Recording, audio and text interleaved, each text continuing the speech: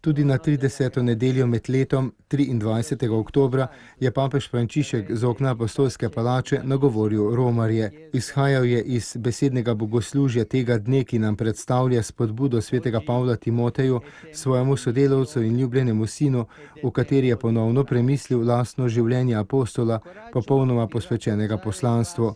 Ko je videl, da se bliža konec njegove zemeljske poti, jo je opisal glede na 3 čase, sedanjega, preteklega in prihodnjega.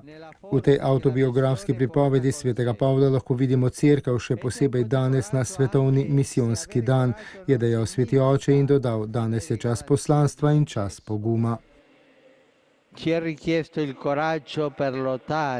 Pogum je potreben za boj in ne nujno za zmago, za oznanjevanje in ne nujno spreobračanje. Pogum je potreben, da smo alternativa svetu, a da nikoli ne postanemo napadalni ali nasilni.